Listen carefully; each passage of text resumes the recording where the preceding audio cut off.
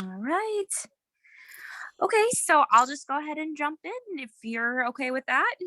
Yeah, I just want to say welcome. Thank you for showing up today. And this is going to be amazing. I have Addie here, ready to share her recovery story, addiction recovery story. So, thank you so much for joining me. I'm Julia with Holistic Recovery Coaching. So, if anyone wants to reach out to either one of us at the end of this, at the end of the video, feel free. We'd be both happy to help and answer any questions. So, why don't you go ahead and start your story? Sure. So my name's Addie. I'm from St. Louis, Missouri. I'm 27 years old.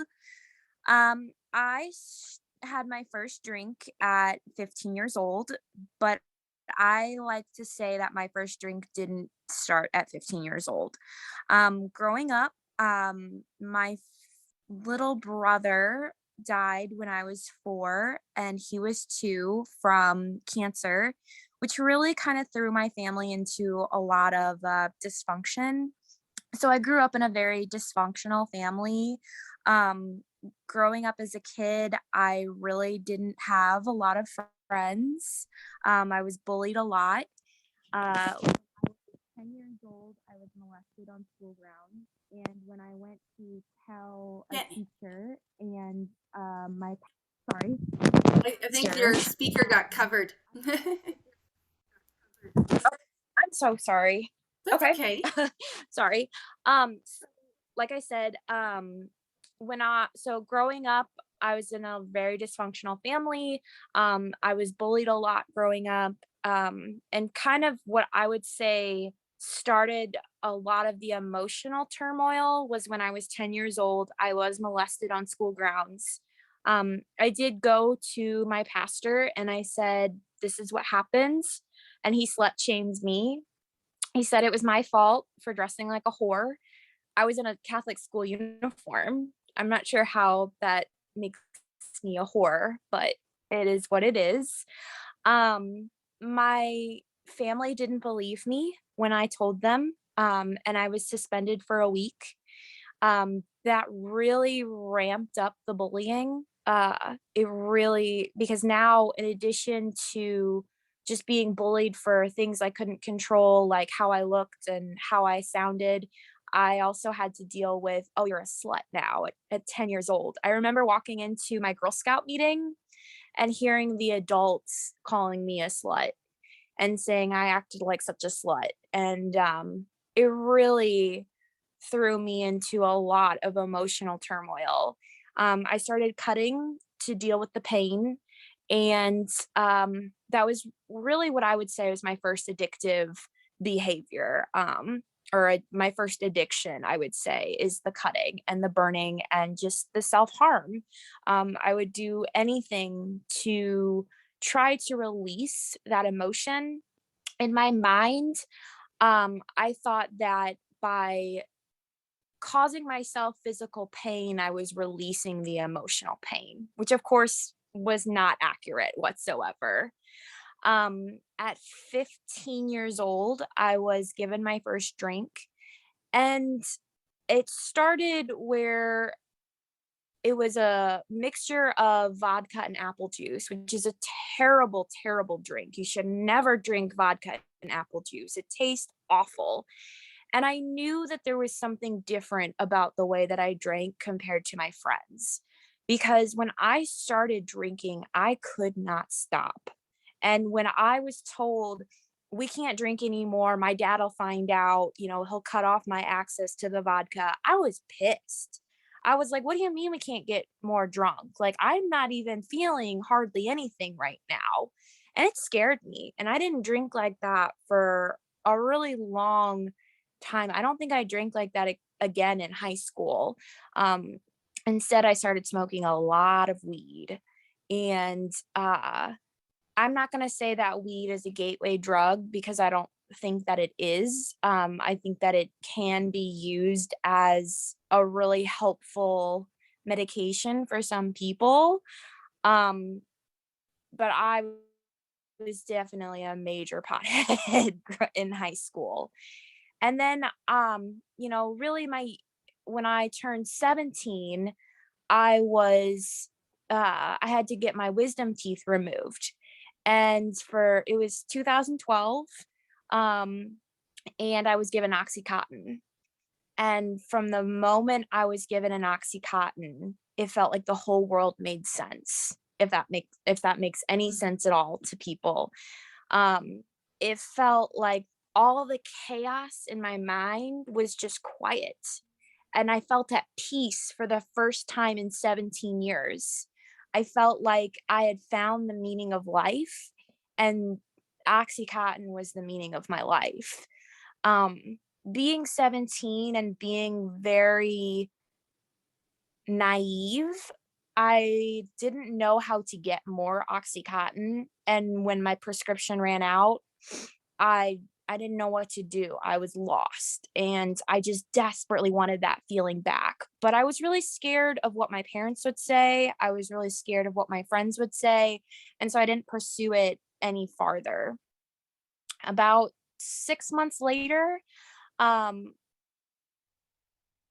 I I was at my first job as a camp counselor, and one of the things, if you work with children, you have to go through sexual abuse trainings. And I remember sitting there, and a situation very similar to mine had been brought up. And my boss said, this is a very clear example of a molestation. And I remember raising my hand, and I remember saying my situation, and then saying, yeah, that's 100% molestation, and just saying, I have to go now, getting up and throwing up in the bathroom, because that was the first time in my life that I had ever been validated in a way, in knowing that this was something that I hadn't done to myself. Um, but it really, really threw me for a loop. And at 18 years old, I didn't know about therapy. I didn't know about self help groups or anything. I got to school and I went to Mizzou, which is a very, very large campus. I think we had like 30,000 undergrad students. And I was a little fish in a very big pond. And the only way I knew to deal with how lonely I was and how sad I was, um, because in addition to dealing with the turmoil of, finding out that I'd been molested 3 months prior to starting college, I had started college and I was in this really big school and I didn't know anybody. So I started drinking. And I remember, for me, my freshman year roommate and I were not friends at all. And we went out the first night. So we'd probably been on campus for 2 weeks, and it was the first night, and we went to a frat party, and I had a beer. And this is one of two times that I have only ever had one drink in my life.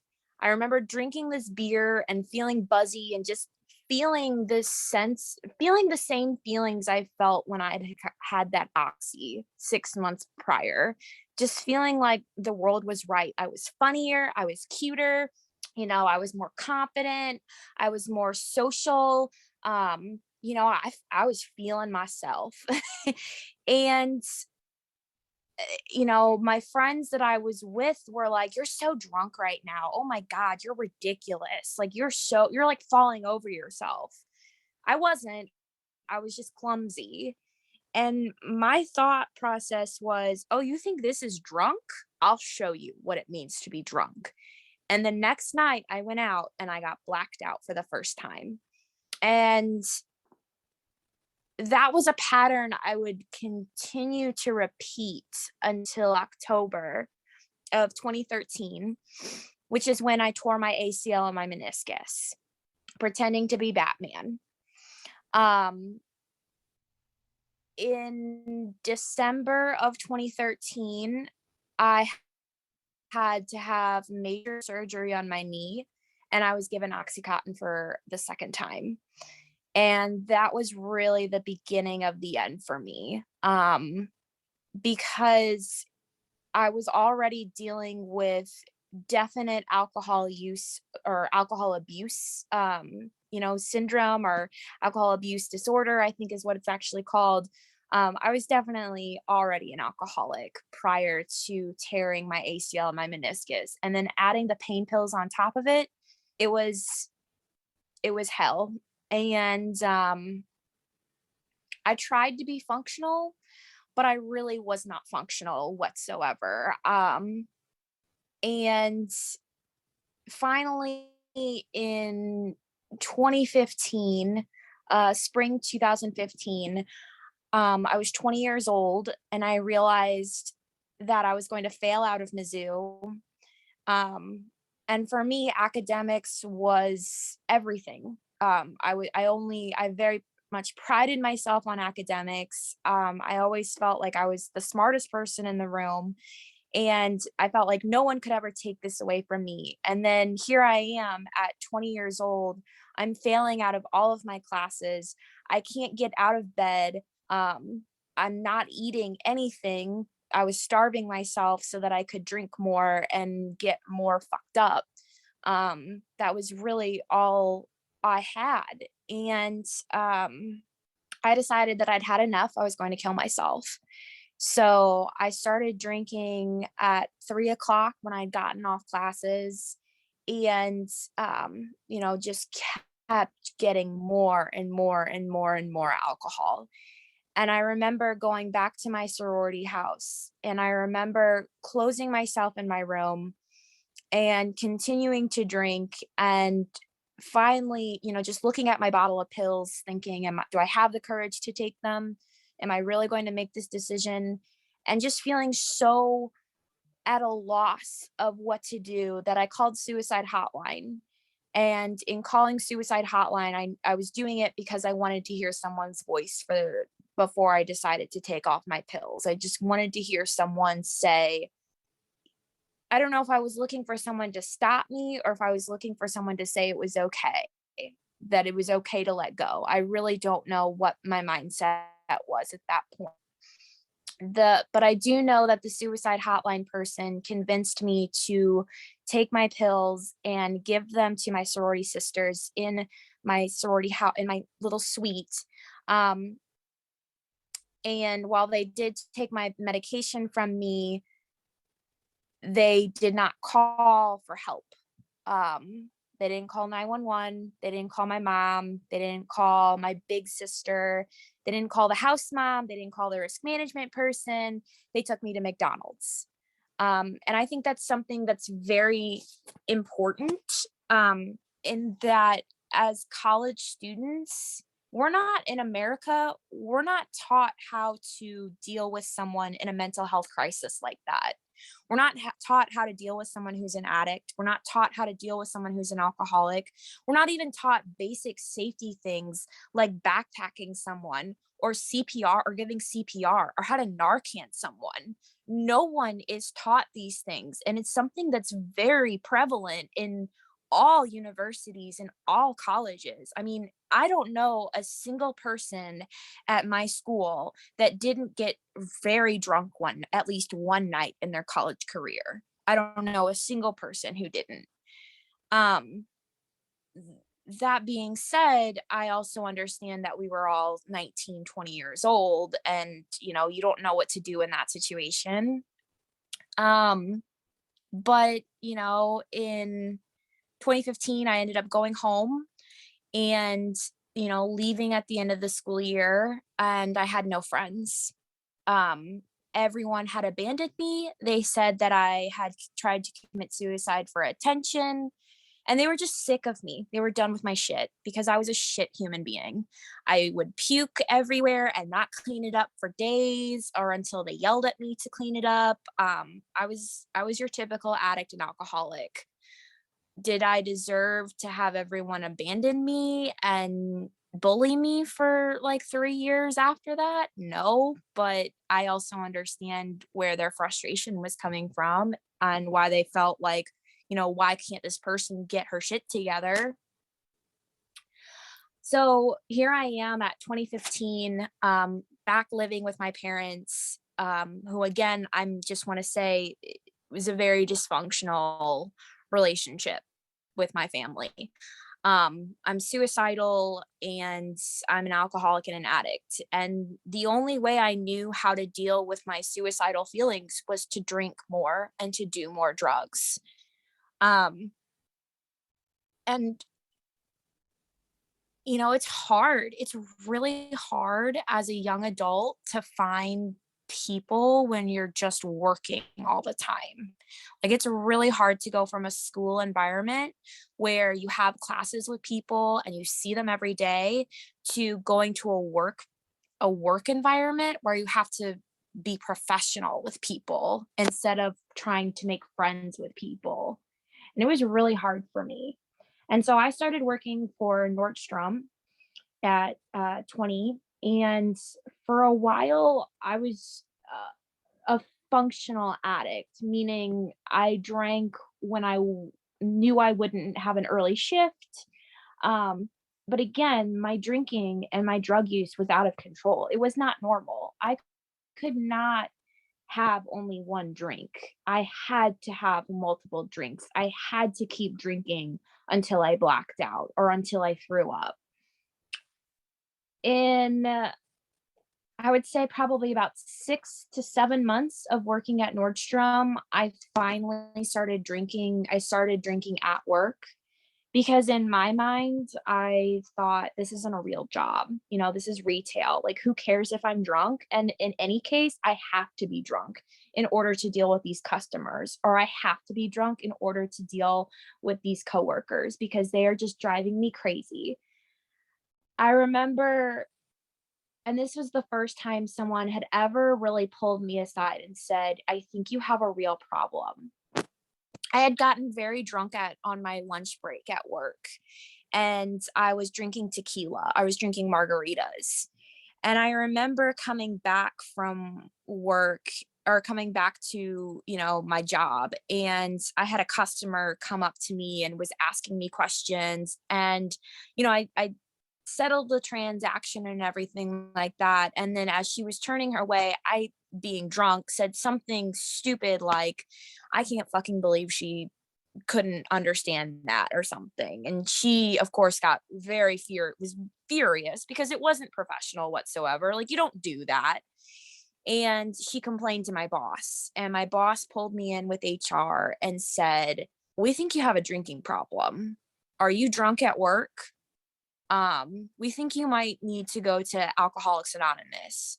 And I was able to lie and manipulate my way out of that situation.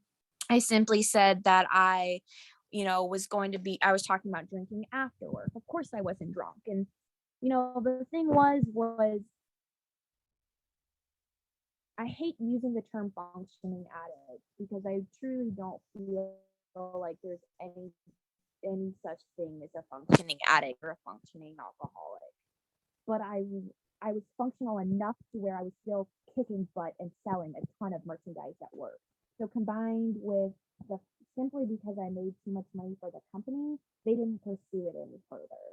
Um, but I decided, I was done with Nordstrom. I needed a change. I did that alcoholic thing of, well, this job isn't working. So of course it's the job. It's not me that's the problem. It's the job that's the problem.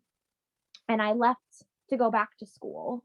And I decided to move back down to Mizzou. And I was living on my own when my boyfriend had broken up with me. And again, it devastated me. And that was the first time that I drank until I passed out. And when I say that, I mean I kept drinking in a blackout. I remember puking and I remember continuing to drink. And that was the first time I'd given myself alcohol poisoning so bad that I really needed to go to the hospital. I did not go to the hospital, which was a really stupid idea because you should always seek medical attention if you need it.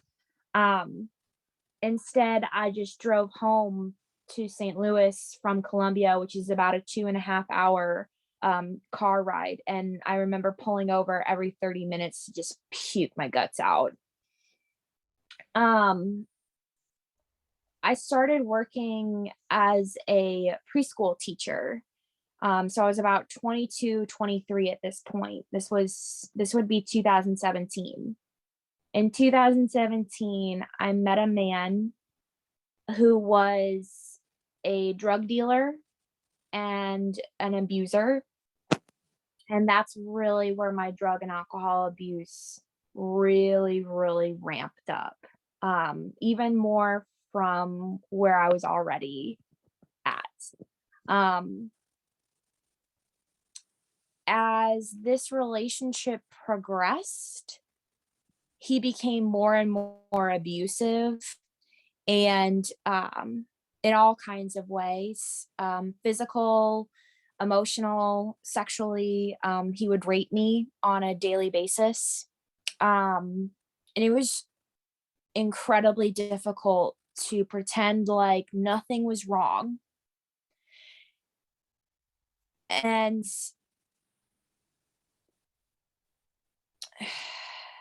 I just, it was just really hard. Um, I saw, he would do things to me that would put me at risk. So for example, he basically lived and operated a trap house, and he would have customers who would bring their minor children over. And when I say minor children, I'm not just talking about a 10-year-old, I'm talking about an infant child. And me being a preschool teacher, was horrified at this, that these people are bringing their infant child over to buy drugs and smoke drugs in front of me as a mandated reporter. And I remember saying, I have to report this. I have to. This is not right. This is not okay. And him saying to me that if I reported it, he would kill me, that he would kill my whole family, that he would get hitters to put a hit out on my family, that he would do things to my dog, um, that he would call my boss and say, you need to drug test her. At the time, I also didn't know this, but he was giving me meth. Um, I thought it was just marijuana, but he was lacing it without my knowledge. I've had multiple psychotic breaks. I remember one time very clearly driving home from his apartment and seeing a woman, what looked to be a homeless woman, in a wheelchair driving across, or, wheeling her way across the street. And I thought I hit her. And I just remember, continuing to drive because I was in so much of a drug psychosis, and finally pulling over, maybe half a mile down where I thought I'd hit her, and looking back and just my eyes being huge and wondering if I should call my one, and not seeing anybody. There was no one there. There was nothing there. And that was the first time that I remember driving home. And I remember calling my best friend and saying, Catherine, I think I have a drug problem. I think I might be a drug addict. Like, there is something not right here. This is not okay. And her just saying to me, you're not a drug addict. You don't have a problem. You're fine. You just took too much. Um, but that was really where my mind started saying, no, I'm not okay. I'm not right. This is not okay. Um, but my behavior didn't change. I took that "you're not a drug addict" and I ran with it. I said, "Okay, well, if she thinks I'm not a drug addict and she's my best friend, then she must know. She must realize that I'm not a drug addict." And I continued with the relationship. I continued getting drugs because the only way that I could deal with what was going on was by being high or being drunk. I'm not saying it was right, and I'm not saying it was the healthy way of dealing with things, because it wasn't, but it was the only way I could survive. Um, in May of 2018, I decided I'd had enough. I was done with the abuse. I was done with the drugs. Um, I was done. And I drove down to my boyfriend's apartment to say, I'm done. You can have the drugs. You can have your abuse. Screw you. I'm out of here. again, I just wanna say I live in St. Louis, which is not the safest city in the world. Um, and as I was crossing the street to his apartment in my car, I was hit, and 3 women got out of their car and proceeded to pull me out of my car and beat the shit out of me. Um, I called my boyfriend at the time to come help me, and get these women off of me, and he came running up. I had obviously called the police when the incident started, but it took them 47 minutes to get there, during which they were able to not only beat me up, but they were able to leave the scene of the crime, and they were able to come back with people from the neighborhood and do like $5,000 worth of damage to my car. It was a really traumatic experience for me. And the first, when I went to the hospital, their only real treatment was to give me Xanax.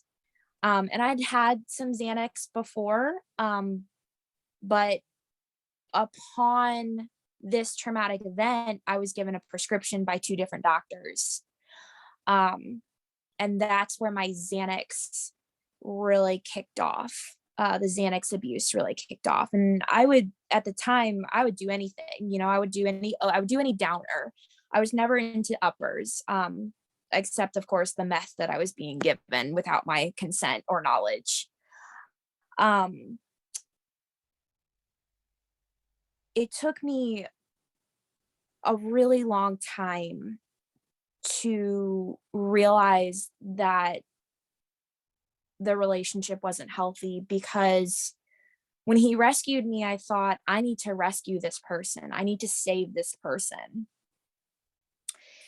And it wasn't until I found out that he'd been cheating on me with multiple women, that he was doing meth, he was doing crack, he was drinking all the time, he was doing heroin.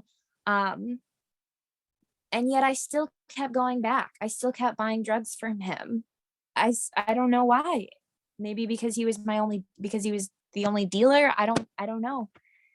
That's just how addiction is, I guess. You just keep going back, even if you know that you're paying for your drugs with your body by being raped. I mean, that's literally how I paid for my drugs. I paid for my drugs by being raped. I put myself in that position. And that's something that I've struggled with for a really long time, of feeling like it was my fault that I was raped because I was doing it to pay for my drugs. It really messed me up for a really long time. It was really hard. Eventually, I met another man, and he was a severe alcoholic who had been through rehab 3 times. But I really cared about this man, and it was a very good relationship. Um, and I was able to separate myself from my drug dealing ex-boyfriend and say, I'm done with you. I'm no longer buying my drugs for you. Of course, I was able to find another connection, and still continue buying drugs. But I was no longer with that man, with that abuse, with my abuser and my rapist. And in being in this new relationship with Zach, which is his name, he was the first person to say, you're really hurting yourself, and I'm not going to stand for it. These are your consequences. And no one had ever told me these are what your consequences are going to be if you continue to use. Um, I had a very high bottom. I was never on the streets. I still maintained a job. I still had a car. And while people in my life knew that there was something going on and they knew that there was a problem, no one was able to pinpoint what it was. No one knew how deep of an addiction I really had. And when he said, you have a serious problem, you are in serious need of help, and I'm not going to watch you kill yourself, I'm going to leave before you do that. That was what made me change my mind. That was really what made me say, oh shit, I have a real problem here. I'm not just making this up in my head. This is real. So I I quit everything cold turkey. I quit the opioids cold turkey. I quit the benzos cold turkey. I quit drinking cold turkey. Um, I was lucky in that I did not have a chemical dependence on alcohol, but I did have a chemical dependence on Xanax and I did have a chemical dependence on opioids. And let me tell you, you should never quit things cold turkey. You should always go to a doctor. In I personally highly recommend a medical detox, or at the very least, talking to a doctor and saying, "This is what I've got going on. What should I do? Like, do I need to do a taper? Do I need to do a medical detox?" Because I was in hell. I was so sick. I was a healthy 24-year-old and having to leave my job every 30 minutes to puke in the bathroom. I was sweating. I had really bad withdrawal symptoms. Being said, it was never so bad that I had to seek medical attention, but it was very uncomfortable. It was very hard on my body. And for a really from 2000, so I quit drinking. My had my I for but again, going back to this being December of 2018 and my boyfriend saying, "You have a real problem, you need to stop." I said, "Okay, I will stop." May 7th, 2019 comes around and it was the 1 year anniversary of when I had gotten beat up. And so I said, I'm going to take myself out to dinner and I'm going to order myself a cocktail. And this is the second time in my life that I've only ever had one drink. And I did not think I was an alcoholic. I thought that I struggled with alcohol, but I did not think I was an alcoholic. And I didn't think I was an alcoholic because I didn't think that I fit your typical alcoholic profile. I didn't start drinking when I woke up. I didn't need to, I wasn't physically dependent on alcohol. I wasn't hiding alcohol. I wasn't really bad. And I wasn't a really bad alcoholic as what the justification I gave to myself. But I remember having my first drink, that first sip of that drink, and the obsession started, where I started obsessing over, okay, how am I going to get more alcohol? Where am I going to get more drugs? Who can I hit up who's going to lend me money to buy more alcohol? Because at the time I was broke. I had enough money to pay for my drugs and to pay for this meal, and that was it. Like I said, the obsession just started, and that was my real indication of, yeah, you are an alcoholic because you can't have one drink and stop at one. I just can't. That is not who I am as a person. And that was the last day I had my first alcoholic drink. Um, I still continued taking drugs periodically, but trying and trying and trying to wean myself off, trying to taper myself off, and I just could not do it. Finally, in October 31st, 2019 was my last opioid, because I finally realized that I wanted a life. I didn't want to be held back by opioids anymore. So I stopped again, cold turkey. And I got a new job working as I currently work, which is I work with kids with autism. And for months, I thought this job is going to be what saves me. This job is what's going to keep me sober. And then COVID happened. And when COVID happened, I was isolated to my house. Um, and I didn't have a job. I couldn't go over to my boyfriend's. I didn't have any other place that I could go. I was stuck living at home in my dysfunctional family. And I tried so hard. I remember driving to Target and I remember picking up a bottle of wine and thinking, I'm going to drink this. I'm going to take this and I'm going to drink it. And then walking around the store for half an hour holding that bottle of wine.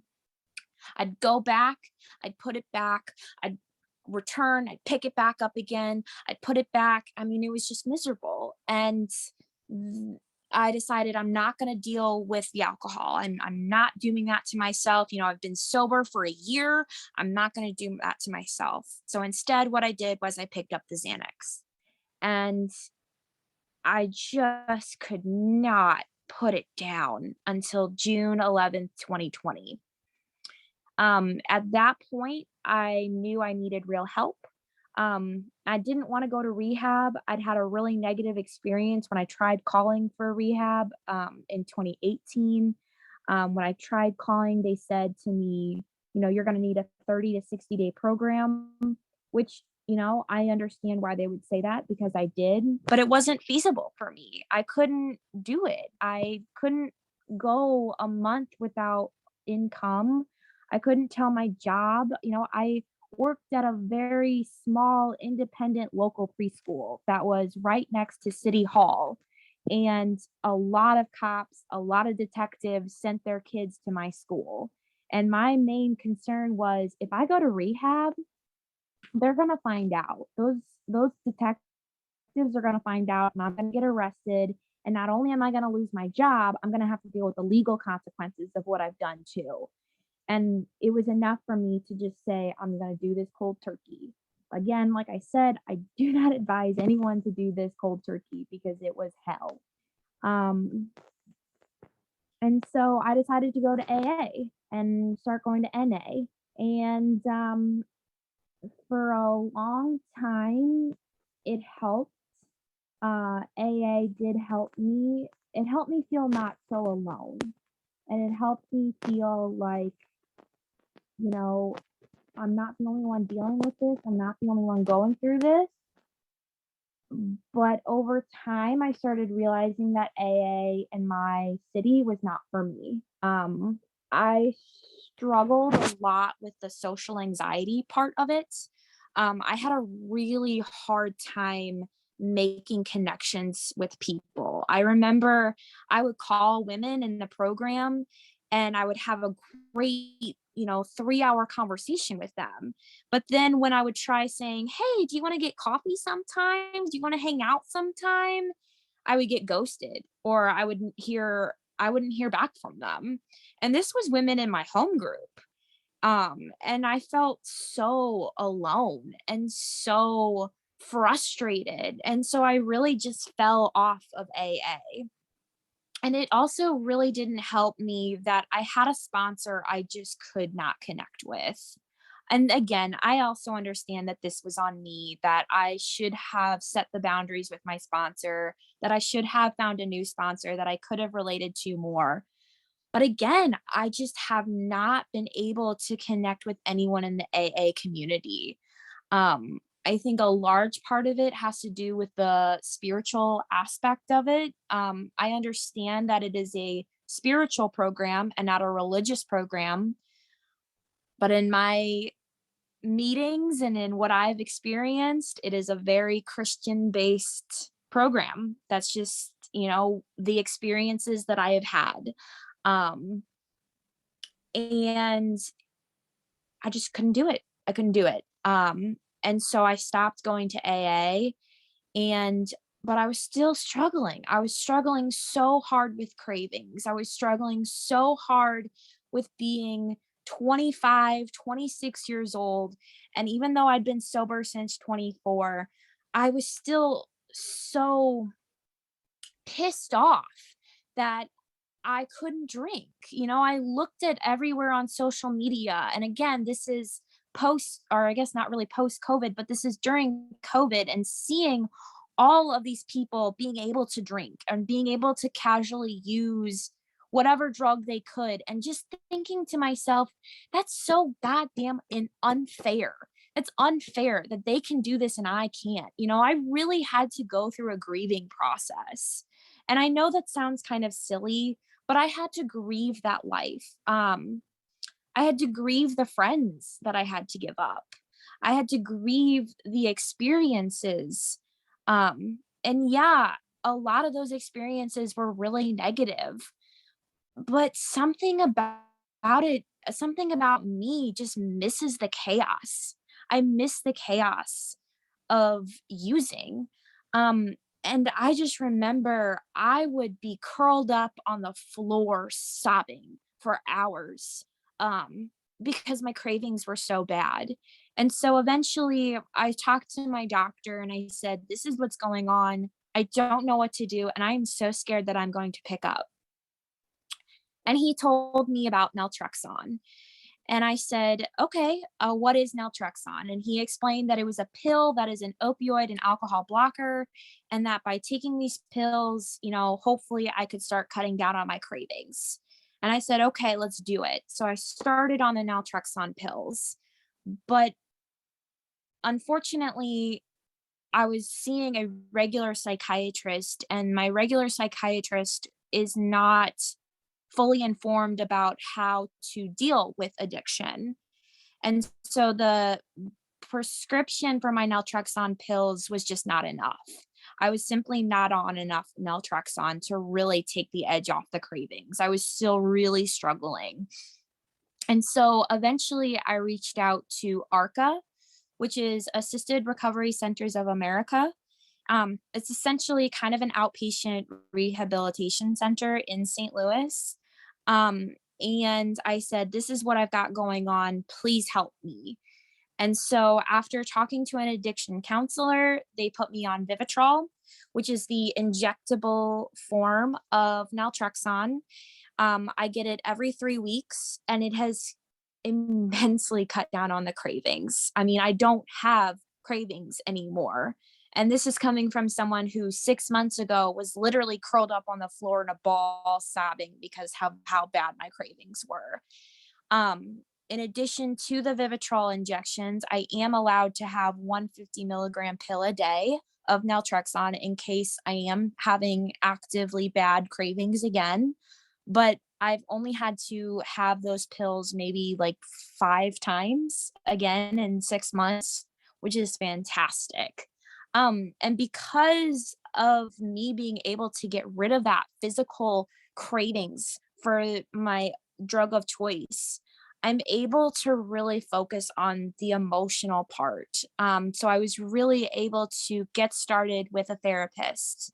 And for a really long time, I've done cognitive behavioral therapy, or otherwise known as CBT. And it does work for me, but it just doesn't do enough for me. And so my therapist suggested that I do EMDR.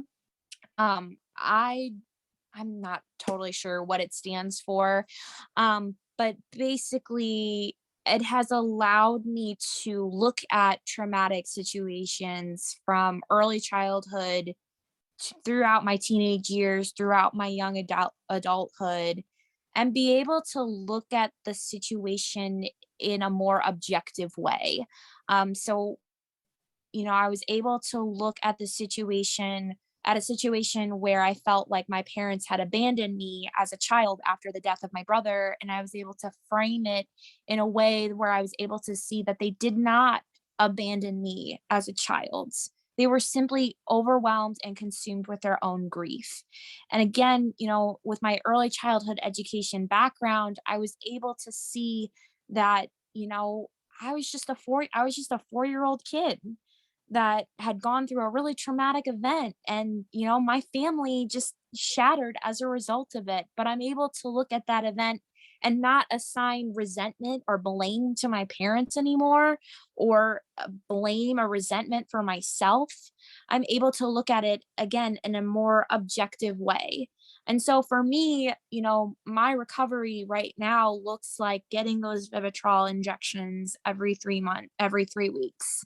Um, Having that therapy session every single week. I do still go to AA meetings or NA meetings when I really, really need to. A few weeks ago, I thought I'd retorn my meniscus, and I was at a low point. I really, I remember I was going to drive to a bar, and Vivitrol be damned, I was going to drink. And in that case, I did go to an AA meeting, and I did sit down and I said, "This is how I'm feeling. This is what I'm struggling with." And it was helpful to get feedback from other women. Um, and it was, I use AA as a resource, not as the main method of my recovery. And I am still trying to figure out what, recovery method is going to work for me. I have looked at SMART. I have looked at Recovery Dharma. The only problem is that those groups aren't as popular in my town. And so the meeting times are much more limited than they are for AA. Like SMART specifically, the only two groups that I've been able to find only meet when I'm at work. Um, so I am still on a journey to find what is going to work for me recovery wise. In some ways, I think I'm always going to be on that journey because what works today might not be what works tomorrow. AA did work for me for a couple of months and then it stopped working and I had to find something new. And, it might be that in 2 years or so, Vivitrol doesn't work for me anymore and I'm going to have to find something else. But I think that's the part of recovery that a lot of people miss out on, that it is a constant work in progress. You can't stop working on it. You have to keep working on it. And it is hard. It is the hardest thing I have ever had to do in my life, but it's worth it. It's worth it because I have my job that I love. And at my job, they are able to say to me, wow, you're in control of the situation. You know what you're doing. Like your mind is not clouded. Um, you know, I had a conversation with my boss a week ago about how my job performance has dramatically improved because the fogginess from the physical cravings is gone. um, I'm working on rebuilding that relationship with my family. I'm working on rebuilding my trust with my friends. Um, and it's always going to be a work in progress. It really is. But if you're struggling to get clean, if you're struggling to stay sober and you're wondering, is it worth it? It really is. Um, my main motivation for staying sober is wanting to have a family one day, is wanting to have kids one day, and knowing that I cannot be a good mom or a good role model if I'm on drugs or if I'm drunk. Um, and it might sound silly, but damn it, it works for me. So, yeah, that's my story. Thank you for sharing that. There are so many parts to your story that I can already see so many people that I know that are going to benefit from this story that you've shared today. Um, it's been wonderful to see how far you've come and the we always hit a bottom, some type of bottom, whether it, whatever that might look like. And to see the resilience and that, like, you think that that was your bottom and then there's another one, right? There's always that next piece, right? So when people talk about bottoms, I'm always so confused. I'm like, well, what one was it? Because I've got like 10, right? And somebody's like, well, I had Right. three. And it's so interesting to see that, there's always a further bottom if we let it, right? And there's always, Yes. I love that you're saying that too about recovery. Maybe it's working right now, but it might not be working forever, right? So changing and Mhm. noticing that it's something is slipping, right? Whatever that might be. There's so many recovery outlets out there that are available to you for support and help and talking, right? When you were saying, like, you were talking about your story, like you went to the AA meeting just to share. And I can only imagine, like, the relief that is for the mind as well is beautiful to kind of just Yeah. to let out what it is that's going on, and then you're able to kind of concentrate on figuring out that next step, which is really important um, for recovery as far as that goes. So that, yes, your story. Oh, I just thank you. I'm really glad and I really do hope that it does resonate with some people because you know, a one thing for me that was really hard when I was in those AA meetings and when I wasn't in those NA meetings was I never felt like I was a bad enough addict. I would hear from these people who's were in jail, who lost their kids, who, faced legal ramifications. And I just always remember feeling like so inadequate almost because my bottom was so high. But that being said, like you said earlier, everyone's bottom is different and everyone's consequences are different. And it just, you know, everyone has to, for me, it was really that I had to decide that I wanted to be sober for myself. Um, when I first got sober, I was really doing it for my boyfriend at the time. I was really doing it for him. And then when we broke up in June of 2021, it was suddenly like, oh, I don't have this person anymore. I don't have my backup support. I don't have my person. What do I do? And that was really led me on a journey to figuring out what my sobriety looked like for myself, and figuring out what my reasons were for staying sober for me. Not doing it for my family, not doing it for my boyfriend, not doing it for my job, not doing it so I can keep a job, not doing it so I can keep living at my house, but truly doing it for me. Truly doing it because being sober is what I want and what I need to live my life. Because when I'm on drugs, when I'm drinking, I'm not living my life. I'm stuck in this never ending cycle of pain and misery and depression and really, really bad healthy choices on my body. Like it is hard on your body. Um, and being sober, like, I don't have it all figured out yet, and that's okay because I'm still working on it, but I'm not a shell of myself anymore. I'm starting to really piece together the really good parts of my personality that I thought I'd lost forever. And that's really important to me. And it's really hard because at 6 months sober, at a year sober, at 2 years sober, I didn't think I'd get those parts of my personality back. I really didn't think I would. Um, but at 3 years sober, I have started to get those parts of my personality back. And so, for a really long time, I was like, I'm going to relapse. It's just better to be on drugs than deal with life. And but it's not better to be on drugs than deal with life. And life is hard. And it's really hard to deal with life when you're not on drugs. Um, but it's worth it too, because those moments, those good moments that happen when you're sober, like I can't even really describe just how much more amazing they are to be sober and, have a smile from one of my autistic kids. It just feels so much different knowing that I'm accomplishing something good with my life while sober. Yeah. I think it's that moment of being able to remember those little joyful moments, right? I mean, when inside that addiction piece, it's there are a lot of holes.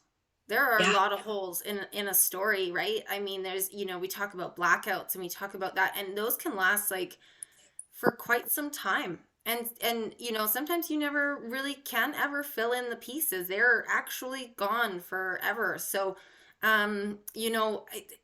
there are ways to go back into them, and then you got to decide, do you want to dig any deeper, right? Or are you okay and satisfied with that was the past and moving forward? Because I do want to say, yes, you can dig into the subconscious mind and definitely go find them if you wanted to, if it is going to help with the process of your healing.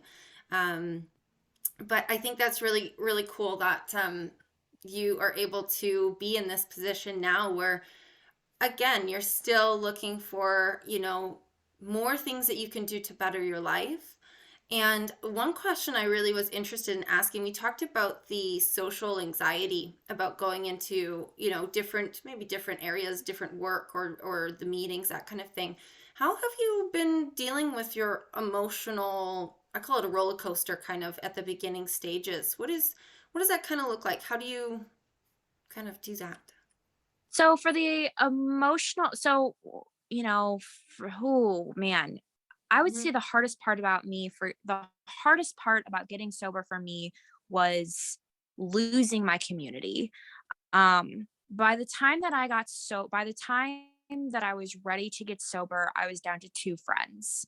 Um, and the reason I was down to those 2 friends was because those were the only 2 people who would accept my use and who would enable me and who would use with me. And when I got sober, I was 3 days sober when one of those people asked me to go to a bar with her. And I said, "I cannot go to a bar with you. I am 3 days sober. Please understand, I cannot go to a bar with you." Um, and I lost that friend because of that. She was so angry with me that I wouldn't go to a bar with her. Um, and that she decided that she no longer wanted to be friends with me. And the other person that I was friends with, I lost because I wouldn't enable her alcohol addiction. There were many times when she would call me and she would say, "I need money for alcohol." And I said, "No, I'm sorry. I will not buy you alcohol. I will not send you money to buy alcohol." And it was hard. Both of them, said really nasty things to me. They accused me of being a hypocrite. They accused me of using my sobriety as a weapon against them. They, were just, they weren't ready to get sober and they weren't ready to see, and maybe they won't ever be ready to be sober. I don't know because I'm no longer in contact with them. So for a really long time, I was down to my boyfriend and that was it. That was my only connection. In 2020, when I started going to AA meetings, um, I still I still really struggled with the community aspect because a lot of it felt like Mean Girls post high school, especially the young people's meetings. That was where I really, really struggled, was the young people's meetings. I felt like I was back in high school again. And I knew that if I continued trying to force myself into these young people's meetings, if I continued trying to make friends with these people, that I was going to end up relapsing.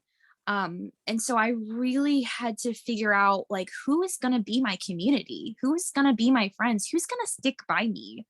Um, and it's still a work in progress. I'm still dealing with it. I'm not going to lie to you. I still spend a lot of time by myself, but that being said, I'm also in the process of learning to like being with myself.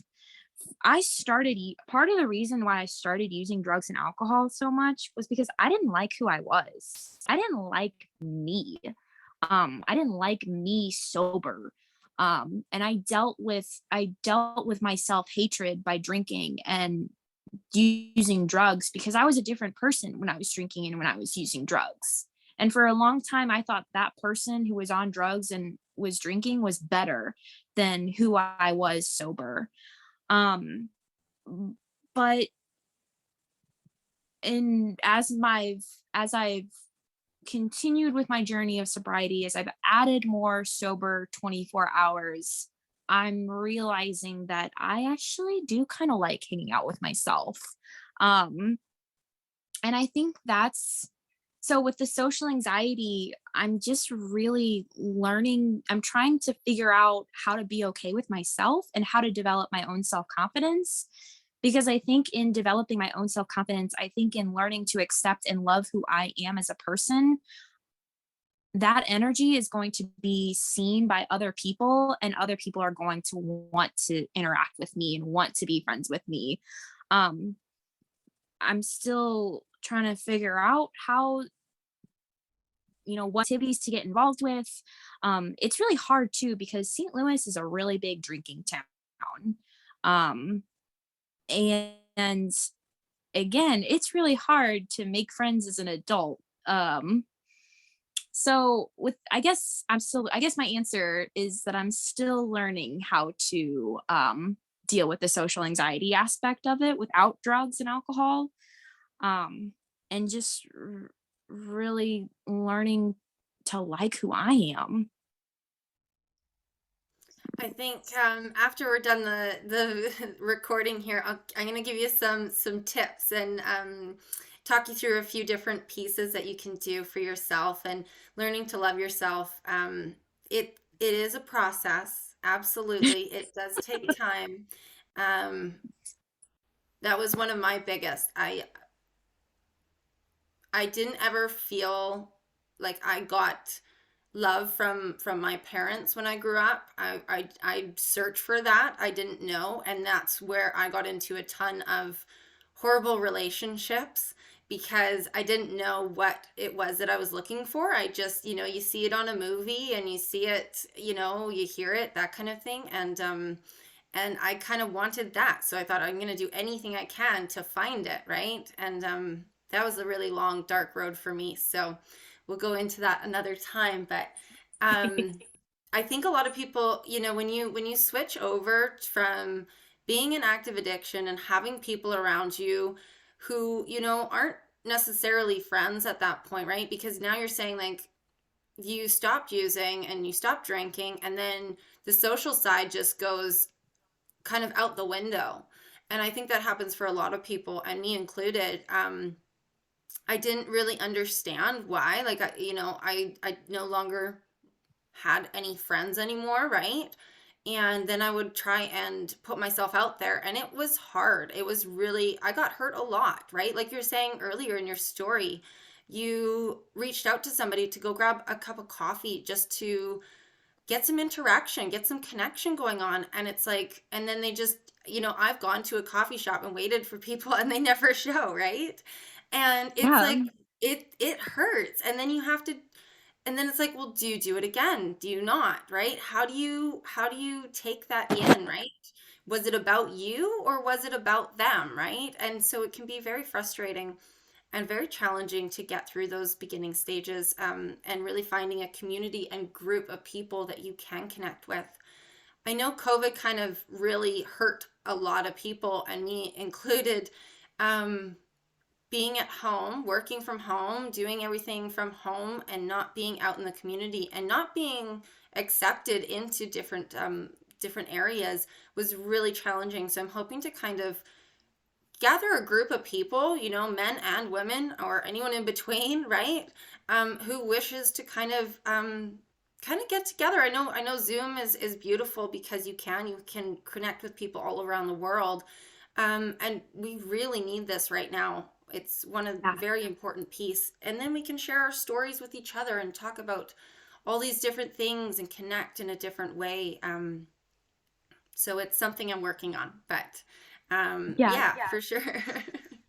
Well, and I didn't mention this as part of my original story, but one of the key pieces for me to even going to AA, because I didn't just go to an AA meeting on my own. My cousin had actually gone to rehab during COVID, and when he got out of rehab, he's moved into a sober living facility for men, and he has become a really big part of the recovery community in St. Louis.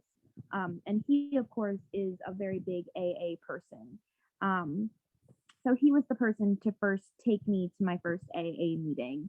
And my cousin was really a big encouraging part of me to get sober and to get clean. And I really think, you know, again, I say that the AA community is not necessarily one that I consider myself like a permanent member of. Um, but there's good people in AA. And I think that if you find those good people and you connect with those good people, it doesn't necessarily matter if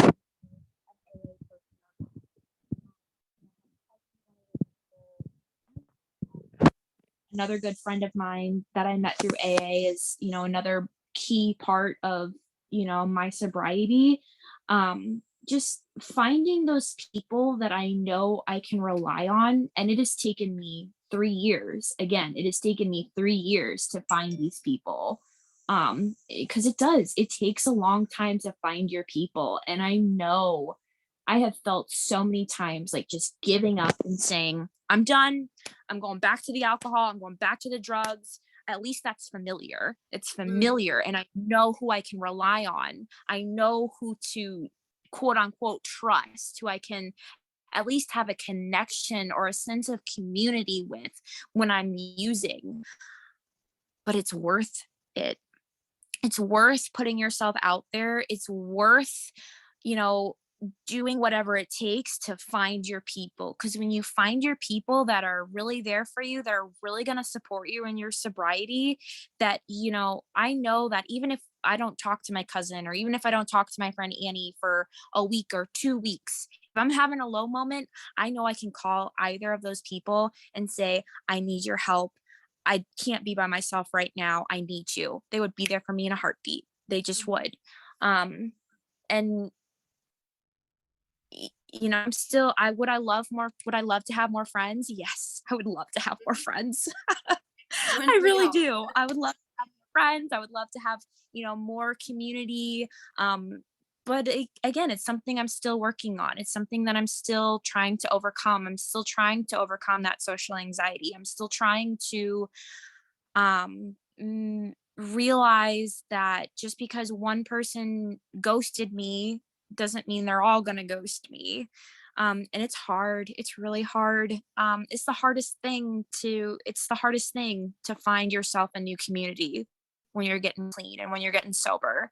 Um, it's so hard to walk away from everything you've ever known. Because I really did only know drugs. I only knew alcohol because from age 15 to 24, that was how I bonded with people.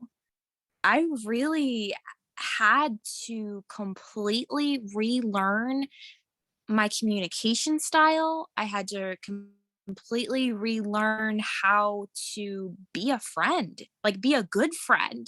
I really have had to completely relearn how to be a good friend. And it's hard. It's really hard, but it's I worth can, it. yeah, I can say on that.